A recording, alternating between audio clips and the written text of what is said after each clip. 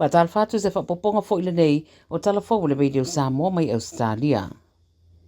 Wa pasiele se na te Ausetalia nei tūla fono fou o le a solo ia ai le whaitau se lau o tupe mai ai Tala Fou le whaitau miliona o tamaitia o ngai universite.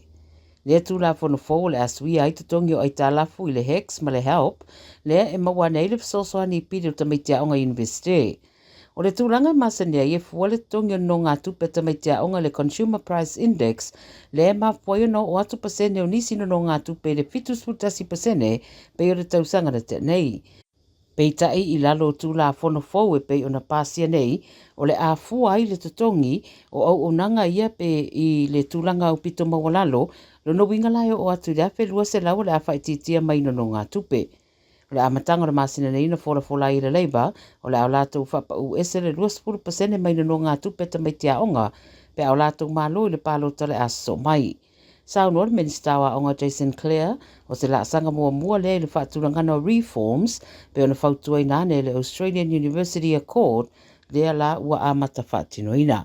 Whamele Minista lea la ua pasia le tūla fono, ma le amata lo na tuuina ia whamama venga i tamaitia onga o iei no ngā tupe. E ono whaasolo ina mautinoa le urua ia wha leo le a awhia i Ausetalia, i le vai taune nei o a wha pe a wha wau na maua le manosi, o se vaenga winga lolo wā ma winga vai o le tau e pei o na lipotia mai i le tui mātui se sifo Ausetalia. Whai mai le mai tau pe ama le whasalau 5 kilomita i ngā tai whale o Cocos Island o se territorio Ausetalia, le olo whaasolo na iei ia winga vai o le tau, ma a whai a wha wau na wha popolo na malosi e ono o atu tai au o ta ua o se a wha. O le vai tau o a whai Ausetalia a mata le masina neo Novema e o atu le wha i ungo a perila i tau sanga taitasi, ma e masani o na wha mawina i le wha ai tau e iwa i le se furutasi a wha i le piriota o a wha i tau sanga taitasi. Whai lo fo i le wha ai tau a whai o atu tai au o ta ua o se a wha o lo mata i tuwina i o lono winga o le a wha ingoa le a wha i a Robin o le lua i a wha mawina lea o le lua a whelua wha lua a whelua lima. Whai lo fo i leise a whianga i le tele o vaenga o Australia ai le tau mata a iei vaenga a whia i ti munga ma whaititini i aso tutoi o nei vai aso. Wha wau le basa neiso asu e ngā leo le sa idio se li ina te aveina se van lanu pae na tau mawhai ave wha amalo si eise tamatiti se furutasi tau sanga na savariane ilo na ainga i le tu ua wa onga le vastarua i le tu isaute se sae o melepone. E tali tonu leo le tamatiti na savariane i Halley Street i le whae tua Blackburn ai se solo ane le van lanu pae lea i leisi tua le ala tele ma wala wane le li lea i le tamatiti sa turiane o ia ilona tina e piki ia.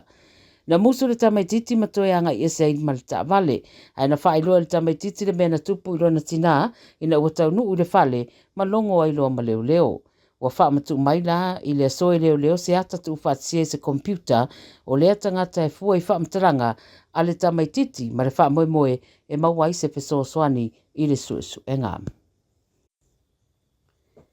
O le ato e ave sea pe tutongi fo i le whainga maloa ni usawelese, le siria ma le luas mutolu wafe o whaasalanga sa tuina i tangata, i le teimere ko biti se pului vai na uola tō mawaina nisi whautuanga whaltu la fono e winga i le amata upu.